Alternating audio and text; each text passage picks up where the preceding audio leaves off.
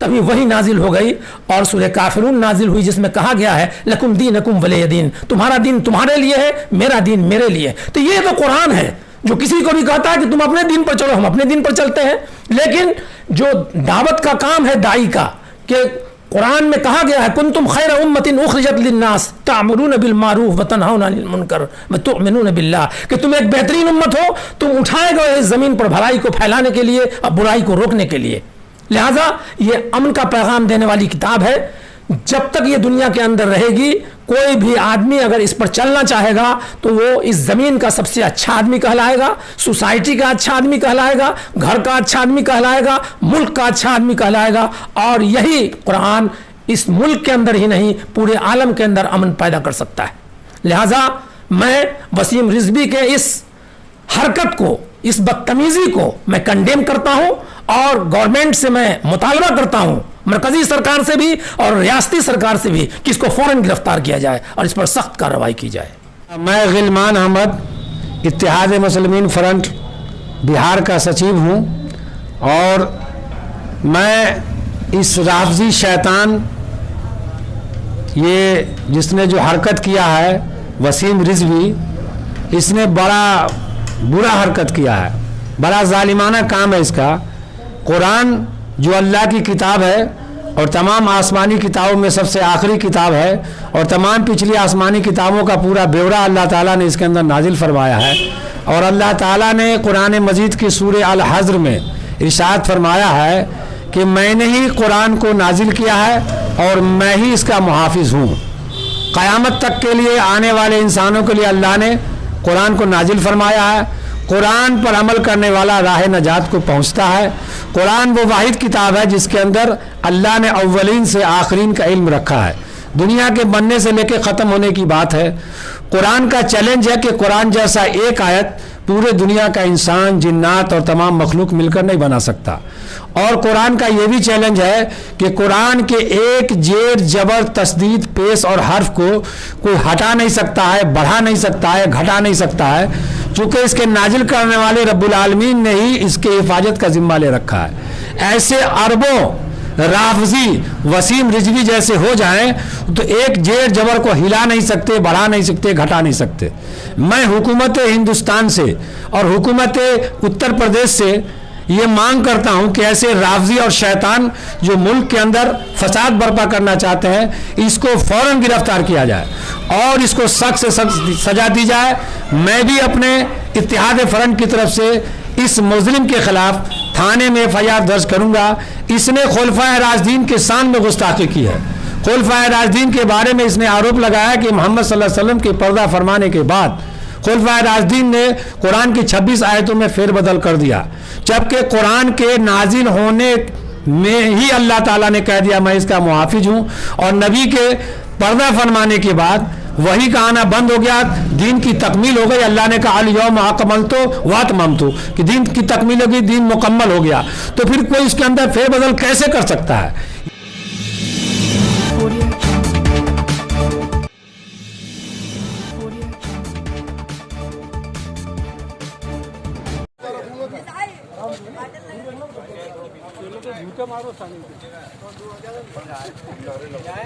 وسیم رضوی مرد آباد، مرد آباد، وسیم رضوی مرد آباد۔ اس وقت میں موجود ہوں شاہپور بغونی میں، اور ہمارے بیچ میں ٹولے گاؤں میں موجود ہوں، اور ہمارے بیچ میں ماسٹر شبیر صاحب ہیں، ان سے بھی جاننا چاہیں گے۔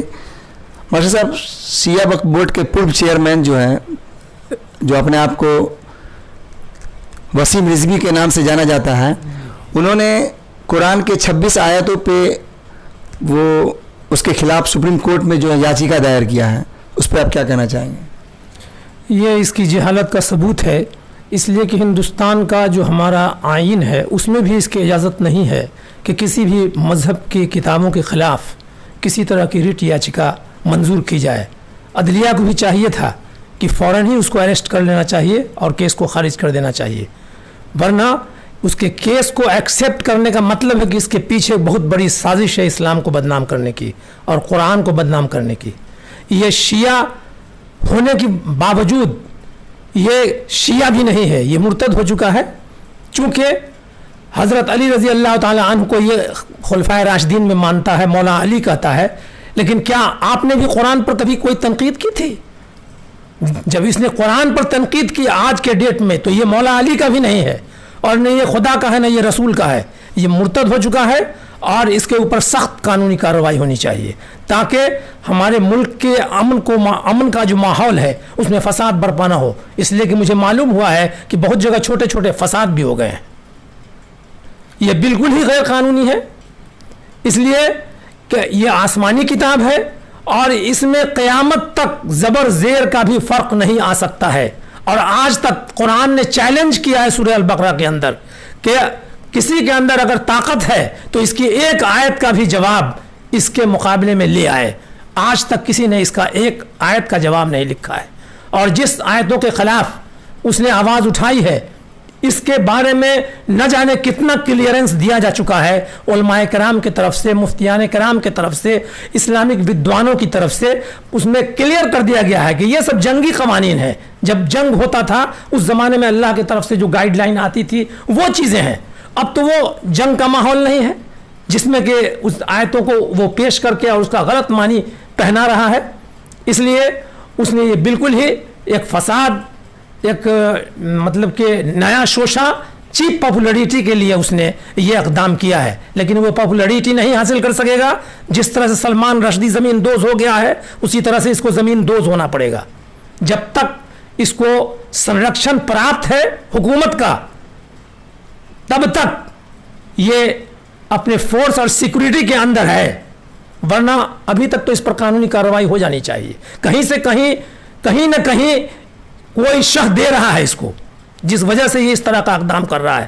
آپ کو معلوم ہونا چاہیے کہ جب یہ شیعہ وقف بورڈ کا چیئرمین تھا تب اس نے نہ جانے کتنے گھپلے کیے ہیں, اور وقف کی زمینوں اور املاک کو اس نے ادھر سے ادھر کیا ہے, جس کے بارے میں بھی اس پر کیس چل رہا ہے. اور اس کے باوجود حکومت اس کو کچھ نہیں کر رہی ہے. چیئرمین سے ہٹا کر اس نے اس کو منسٹر بنا دیا ہے. اس لیے یہ بہت ہی افسوسناک ہے. ملک کے اندر ملک کے امن کو خراب کرنے کے لیے اس نے اس طرح کے اسٹیٹمنٹ دیے ہیں.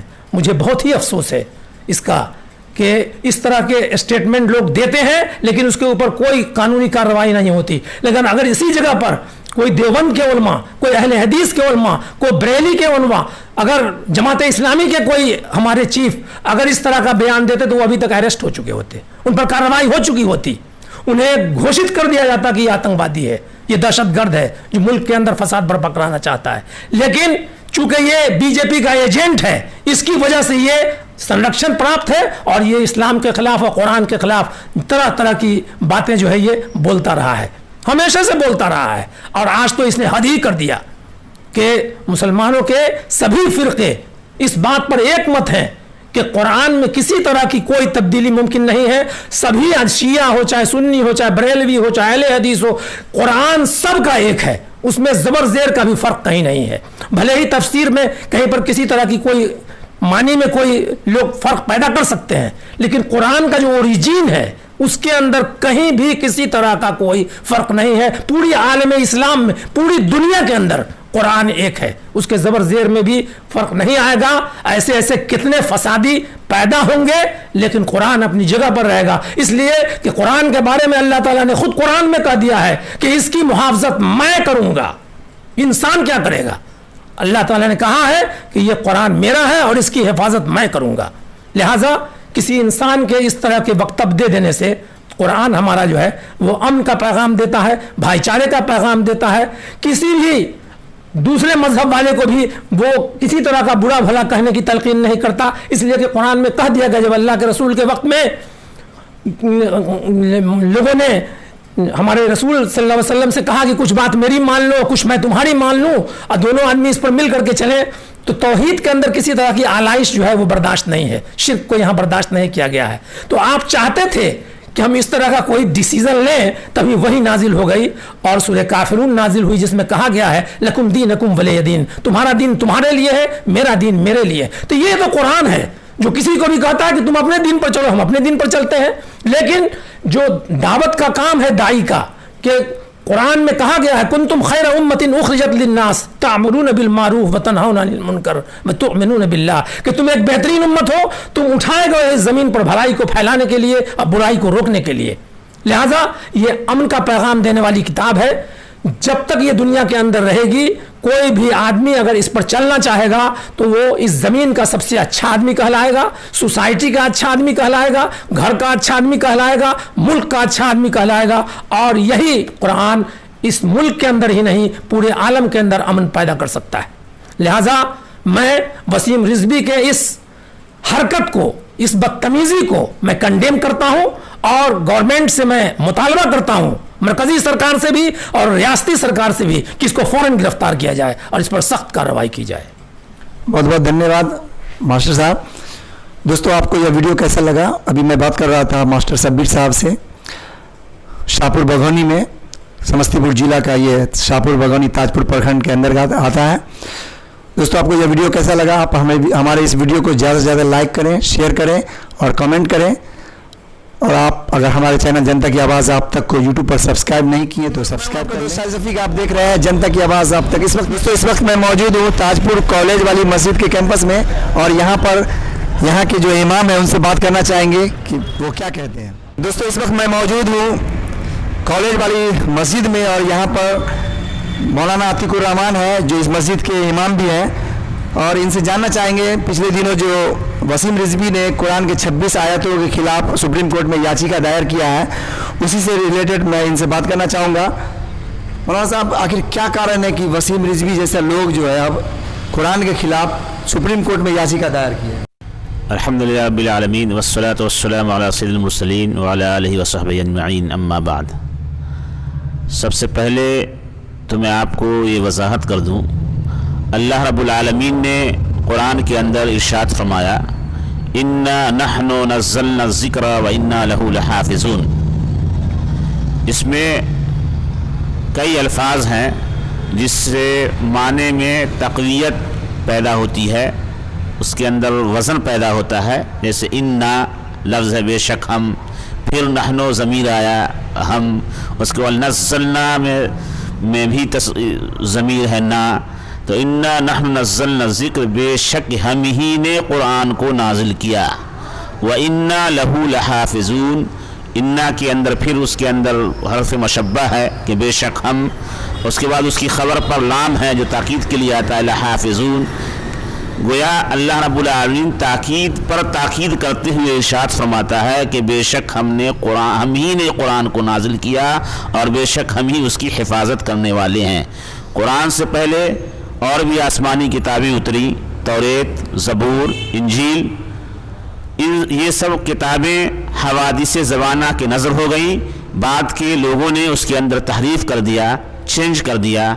लेकिन चूँकि ये अल्लाह की आखिरी किताब है, उसकी बाद कोई किताब आने वाली नहीं है और हमारे नबी जो हैं वो भी आखिरी नबी हैं, उसके बाद कोई नबी आने वाला नहीं है, तो गोया इसकी हिफाजत की ज़िम्मेदारी अल्लाह ने अपने सर ले ली कि इस बेशक हमने कुरान को उतारा है और हम ही इसकी हिफाजत करने वाले हैं।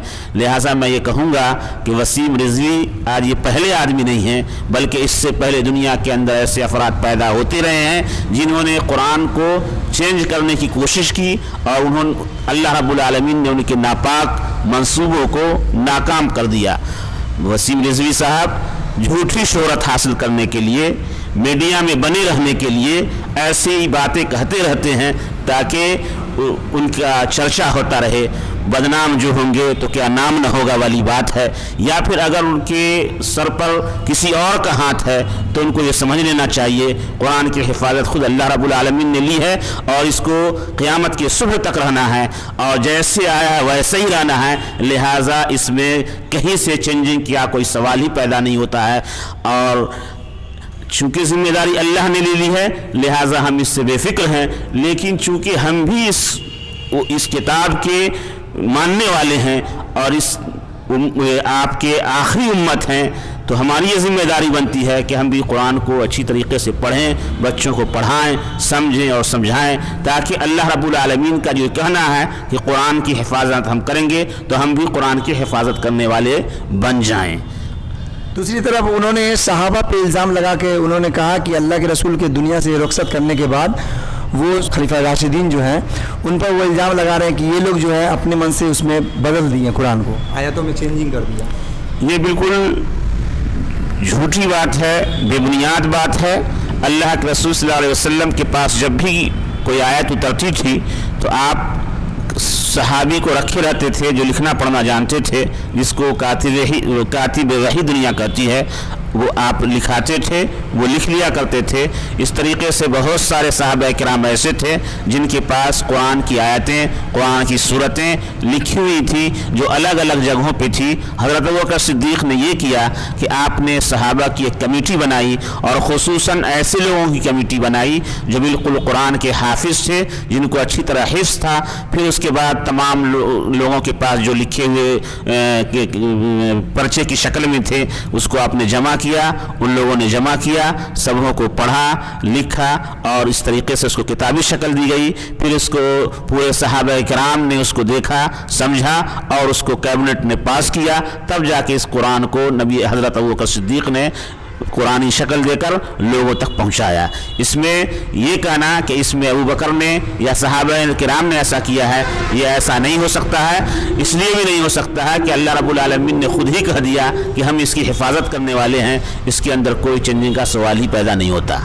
तो मौलाना साहब आप ये बताइए कि क्या हम मुसलमान भी कहीं ना कहीं इसके जिम्मेवार हैं जो समझकर कुरान को नहीं पढ़ रहे हैं, और कहीं ना कहीं इन ऐसे लोगों की बातों में भी कुछ लोग आ जाते हैं, सही समझने लगते हैं। उसके बारे में, उन मुसलमानों के बारे में आप क्या कहना चाहें? सबसे पहली बात तो यह है कि कुरान को पढ़ना होगा, कुरान को समझना होगा। जब तक हम कुरान को पढ़ेंगे नहीं, समझेंगे नहीं, तो हम उसकी हकीकत तक नहीं पहुंच सकते हैं। कुरान खुद कहता है अफला यतदब्बुरुन कुरान, कि वो लोग कुरान पर गौर व फिक्र क्यों नहीं करते। तो कुरान खुली दावत देता है सिर्फ मुसलमानों ही को नहीं बल्कि दुनिया के सारे इंसानों को कि कुरान पर गौर व फिक्र करो, पढ़ो और उस पर गौर व फिक्र करो, तो समझ में आएगा कि कुरान क्या कहता है, कुरान का क्या तकाजा है। इसके अंदर ऐसी कोई बात नहीं है जिससे जो समझ में ना आए। हर इंसान इसको आसानी से समझ सकता है, सिर्फ ज़रूरत है उसको पढ़ने की और उस पर गौर व फिक्र करने की। इंशाअल्लाह बात सबों को समझ में आ जाएगी। मौलाना साहब आप भी एक इदारा चला रहे हैं, बच्चियों का एक छोटा सा इदारा चला रहे हैं जहाँ छोटी छोटी बच्चियाँ कुरान सीखती हैं। तो क्या आप हमें बता सकते हैं कि कुरान में कोई ऐसी बात भी है जिससे जो वो कह रहे हैं कि उसकी आयतों से जो है ना लोग आगे चल के वो कट्टरवाद बन जाता है। बच्चे जो छोटे छोटे बच्चे पढ़ रहे हैं कुरान को और आगे जाकर वो कट्टरवाद उसके माइंड में आ जाता है और आगे जाके वो आतंकवाद भी बन सकते हैं। मेरे ख्याल से जहाँ तक मैंने कुरान को पढ़ा और समझा है, कुरान में ऐसी कोई आयत नहीं है जिससे कट्टरपंथी की बात आती हो।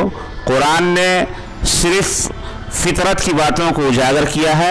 अल्लाह रब्बुल आलमीन के मंशा के मुताबिक अल्लाह रब्बुल आलमीन की ही बातें हैं उसके अंदर, तो उन बातों से दुनिया के अंदर अमन और शांति ही कायम होगी, चैन और सुकून कायम होगा। उसकी ऐसी कोई आयत नहीं है जिससे अमन का ख़ात्मा हो। लिहाजा कुरान को पढ़ने और पढ़ाने से दुनिया में अमन और शांति ही आएगी। ज़रूरत तो इस बात की है कि आज दुनिया के अंदर जो अमन और शांति ख़त्म हो चुकी है, अगर कुरान के गाइडलाइन के मुताबिक दुनिया का निज़ाम चलाया जाए तो दुनिया में कहीं कोई फसाद नहीं होगा, कहीं कोई बिगाड़ नहीं होगा, हर आदमी चैन और सुकून से होगा। हमारे नबी ने कहा था कि अगर दुनिया के अंदर एक वक्त ऐसा आएगा कि इस्लामिक निज़ाम कायम होगा तो एक औरत तन्हा एक किनारे से दूसरे किनारे पर सफ़र करेगी और उसको कहीं कोई ख़तरा नहीं होगा। आज एक औरत तन्हा सफ़र नहीं कर सकती है, लेकिन अगर इस्लामी निज़ाम हो, इस्लामी आइन और क़ानून हो तो एक औरत बिला ख़तर कहीं भी जा सकती है, उसको कोई नुकसान नहीं होगा, कोई तकलीफ़ नहीं होगी। बहुत बहुत शुक्रिया दोस्तों। ये मौलाना अतीकुर रहमान है, ये रहीमाबाद में के ही रहने वाले हैं और वहीं पे एक छोटा सा बच्चियों का अदारा चला रहे हैं। आप अगर इस आसपास के हैं रहने वाले समस्तीपुर जिला के, तो बिल्कुल अपने बच्चियों को यहाँ पे, छोटी बच्चियों को कुरान सीखने के लिए, कुरान पढ़ने के लिए यहाँ पे भेज सकते हैं। बहुत ही अच्छा निज़ाम है वहाँ पर और ये इनकी कोशिश है और आने वाले समय में इंशाल्लाह ये वहाँ पे आवासीय भी होगा, बच्चियाँ वहाँ रहकर भी पढ़ेगी। दोस्तों इस वक्त मैं मौजूद हूँ मदरसा इस्लामिया शाहपुर बघौनी में और आइए यहाँ जो मस्जिद के जो इमाम हैं इनसे बात करना चाहेंगे। दोस्तों इस वक्त मैं मौजूद हूँ मदरसा इस्लामिया शाहपुर बघौनी के कैंपस में और हमारे बीच यहाँ की जो मस्जिद है मदरसा के अंदर में, उसी मस्जिद के ये इमाम हैं कारी अनवर साहब, इनसे बात करना चाहेंगे। कारी साहब, वसीम रिजवी जो कि पूर्व शिया वक्फ बोर्ड का अपने आप को चेयरमैन वो कहता था, वो अभी सुप्रीम कोर्ट में 26 कुरान के जो आयतों के खिलाफ जो वो याचिका दायर की है, उस पर आप क्या कहना चाहेंगे? उन्होंने कहा कि इसको हटाने की सुप्रीम कोर्ट से मांग किया है। सबसे पहले हम अपने तमाम सामीन से जो चैनल को देखते हैं आपके, उनसे और तमाम सुनने वालों से ये कहना चाहते हैं कि इस मलून का नाम लेना भी सही नहीं है, ये भी इसको एक सस्ती शोहरत देना है। जहाँ तक रह गई है कि ये साबिक शिया वक्फ बोर्ड का चेयरमैन रह चुका है, तो ख़ुद शिया बिरादरी ने इसको अपने मसलक से ख़ारिज कर दिया है और आज भी वो ख़ारिज ही कर रहे हैं। जहाँ तक इस बात की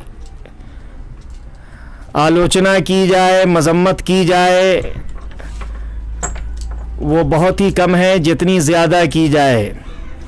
लेकिन उसने जो याचिका दाखिल किया है सुप्रीम कोर्ट के अंदर, सबसे पहली बात यह है कि जिन 26 आयतों का उसने तज़किरा किया है, वो 26 आयतें कहीं से भी किसी भी एतबार से न जुल्म का सबक देती है, न दर्स देती है, न पाठ देती है, बल्कि वो सभी आयतें और पूरा कुरान, बल्कि मैं तो ये कहता हूँ कि कुरान की सूरह फातिहा से लेकर और आखिरी सूरह नास तक और 6666 आयतों में कोई एक आयत भी ऐसी नहीं है जो कहीं से भी थोड़ा सा भी ज़र्रा बराबर भी किसी पर भी जुल्म करने की इजाज़त देती हो, बल्कि ये कुरान तो अल्लाह का उतारा हुआ कलाम है, ये किसी इंसान का बनाया हुआ नहीं है।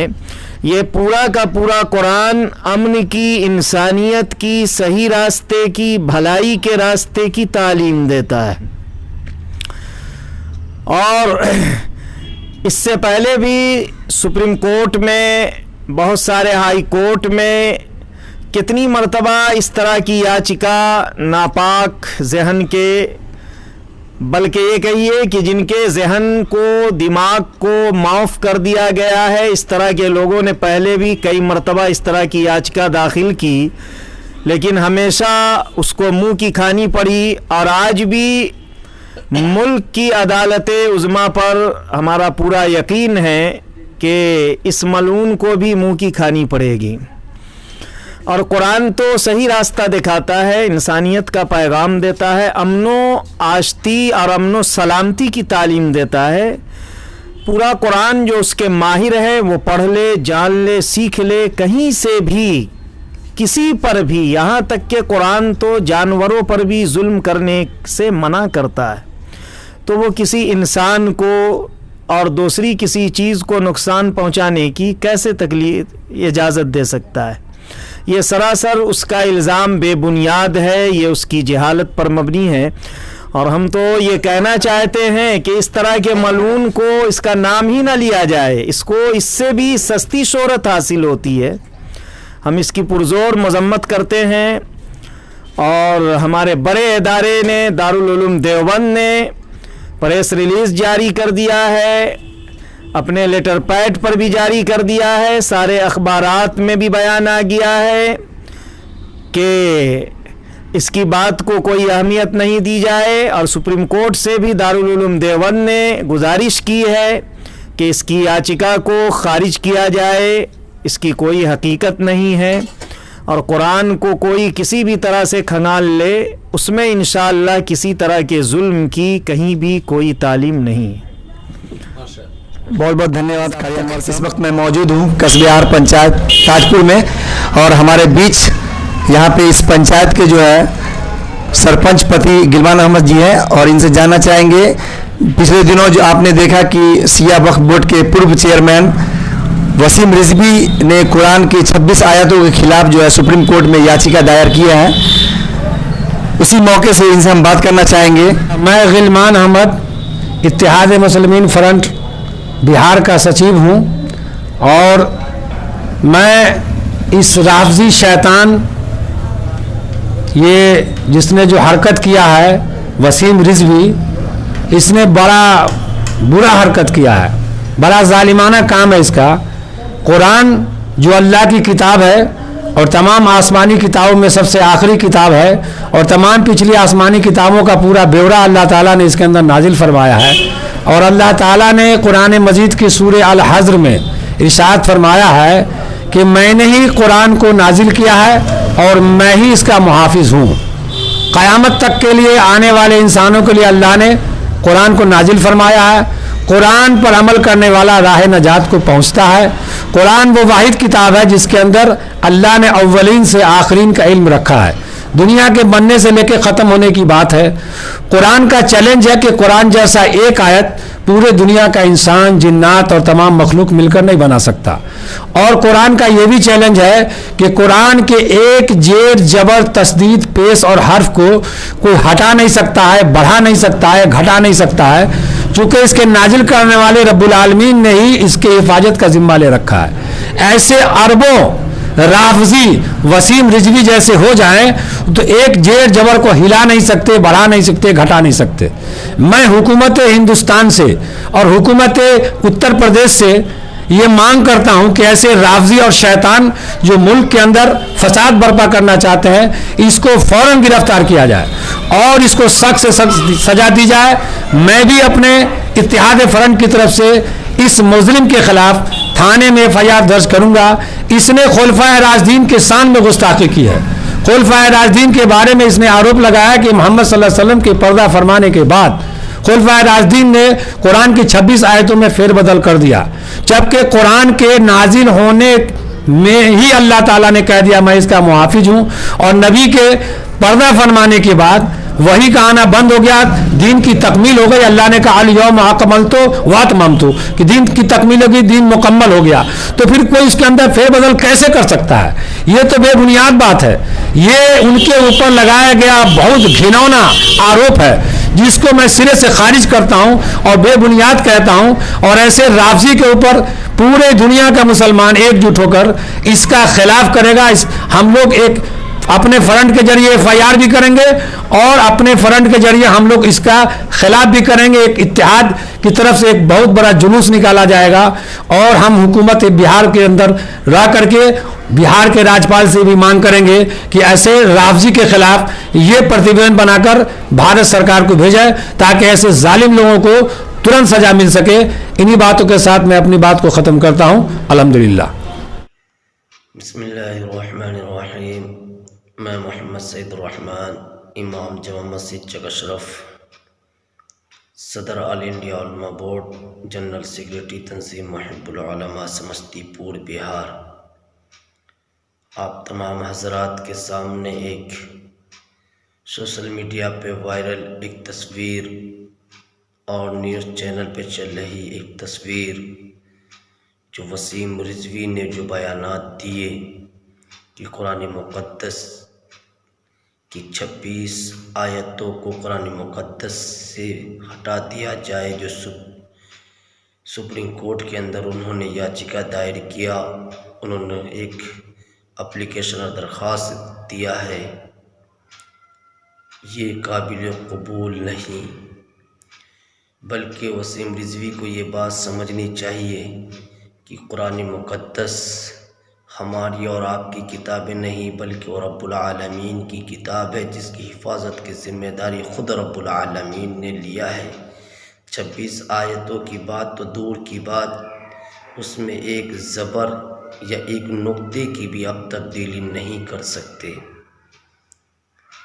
وسیم رضوی صاحب کے خلاف پورے ہندوستان کے مسلمانوں کو سڑکوں پہ آنے کی سخت ضرورت، اور جتنے بھی تھانے ہیں تمام تھانوں کے اندر وسیم رضوی کے خلاف رپورٹ دائر ہونی چاہیے۔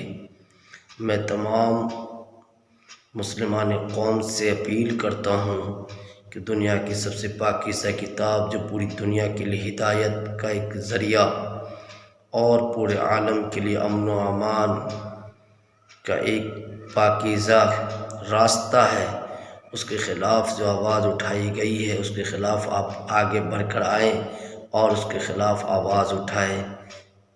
میں آپ سے یہی بات ہے کہ درخواست کرتا ہوں اور اللہ سے دعا کرتا ہوں کہ اللہ پاک اس ناپاک شخص کو جلد سے جلد سزائے عطا فرمائے۔